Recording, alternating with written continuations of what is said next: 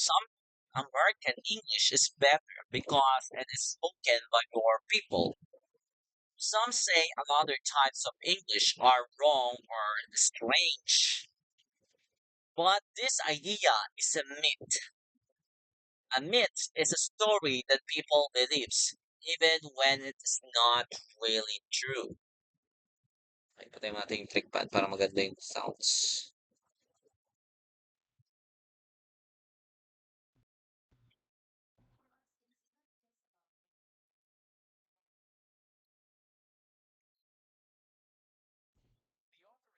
The author explained that English has never been one perfect, unchanging language. English has always changed. It changed 100 years ago.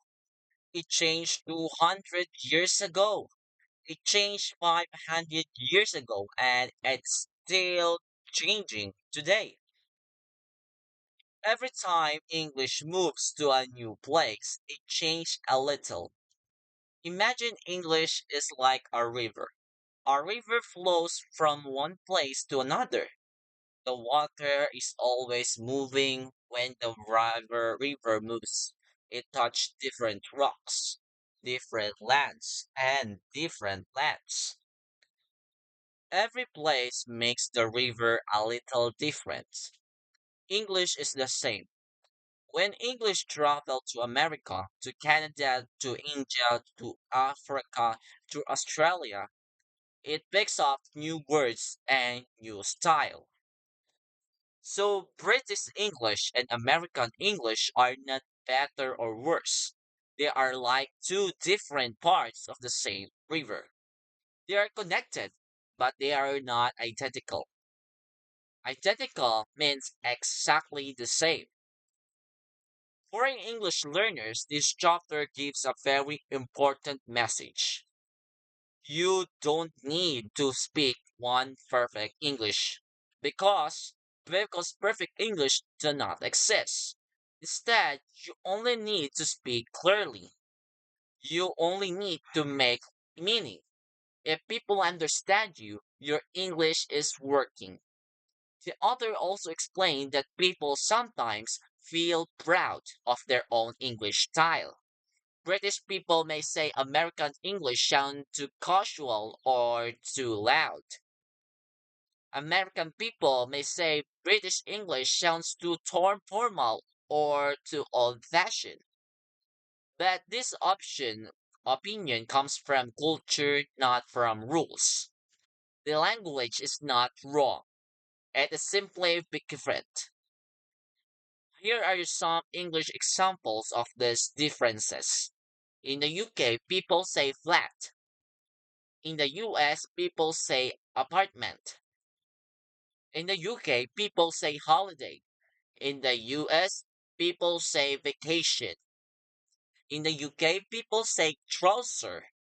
In the US, people say pants. None of these words are wrong. Each word fits in own culture.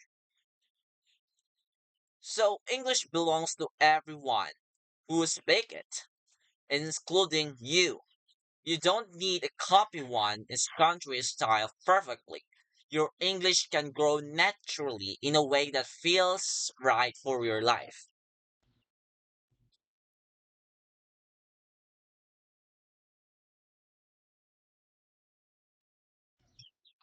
Alright, in chapter 2, the author talks about something very funny and of course human. British people and American people like to judge each other English. The word judge means to form an opinion, sometimes a strong opinion. This is usually about someone or something. When it comes to English, people have a strong opinion. British people sometimes think American English sounds too difficult or too emotional. Americans use big positive words such as awesome, amazing, fantastic. They use this word almost every day. In the UK, this word sounds a bit strong, but this is not a mistake. This is simply how Americans speak. Americans, on the other hand, sometimes think British English sounds a little too polite or too complicated. British English sometimes use polite hints. Hints are soft suggestions. Americans may find this confusing because they prefer more direct sentences. Now, the author explains that when people judge language, they are usually not judging the language. They are judging the culture behind the language. Language and culture are connected. They grow together. This is why two languages from the same family can sound so different. For English learners, this chapter is extremely important. Many learners ask, should I learn British English or American English? Which one is correct? Which one is the best? What if I mix a both? The author answers very clearly, both are correct. Both are English. Both are understandable around the world. What matters is communication. What matters is being understood. The channel also showed that British and American people often tease each other. This means to make jokes in a friendly way. For example, American might joke about British politeness. British people might joke about American enthusiasm. But these jokes are usually friendly. These are parts of cultural humor.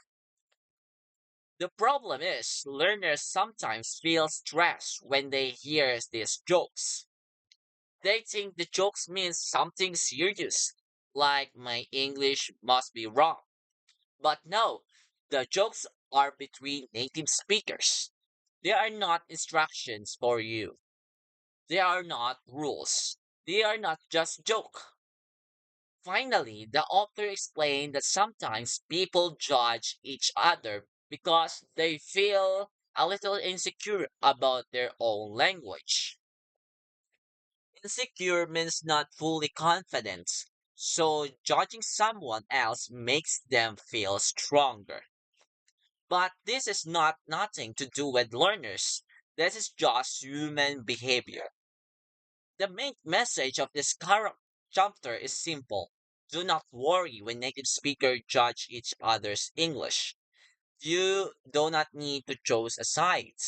You do not need to do perfect. You only need to speak clearly and kindly, and people will understand you. Okay, now we will move on to chapter 3. In this chapter, the author talks about something that confused many learners. English is always changing. Words change, pronunciation change, grammar change. Even the styles of speaking change. All of this change is normal. The author wants to show us that English is not a still subject. It is not a rock. It is doesn't not stay the same. English is like a living thing. It grows, it moves, it reacts to the word. Now, why does English change? The author gives many reasons, and I will explain them in very easy English with examples.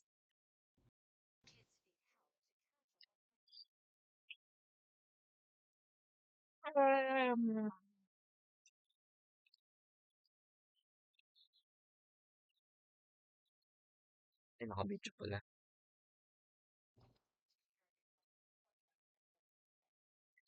Subscribe na kayo sa English Unleashed, guys. People change, so language change. People today do not live in the same life as people as 100 years ago. Our jobs are different.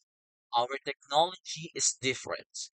Our daily habits are different because life changes. Language are changes. For example, 200 years ago, there were no smartphones. There are no internet. So people had no words like download, email, selfie, or Wi-Fi. These words are new because our lives create them. The next point is that English spread across the world. English is spoken in UK, in the US, in Canada, in Australia, New Zealand, India, South Africa, and many other places. Each place has its own culture, climate, history, and people. So each country changed English a tiny little. For example, American English people say cookie. In British English, people say biscuit. In British English, people say lorry. In American English, people say trunk. In some part of India, people use English word in different ways because of local languages.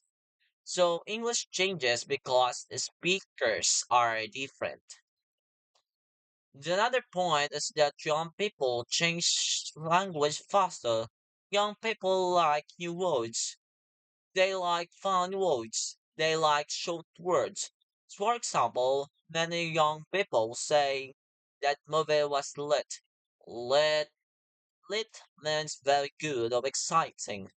So young people create new expression for all the time. Some stay, some disappear. Older people sometimes complaining saying young people are argument English, but this is not true. There's some things older generations said 200 years ago. Young people are not raining, they're renewing it. Renewing means giving it new life. The next point is that language changing happens slowly, like the weather. Some changes are big and obvious. Some changes are small and quiet. The authors say language change is like a weather change. Every day, the weather is a little different, but you do not notice very small change. For example, the word nice used to mean foolish or slight silly. Huh? Nice? Silly? Talaga?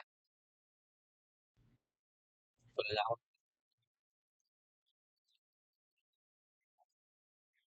Sige lang.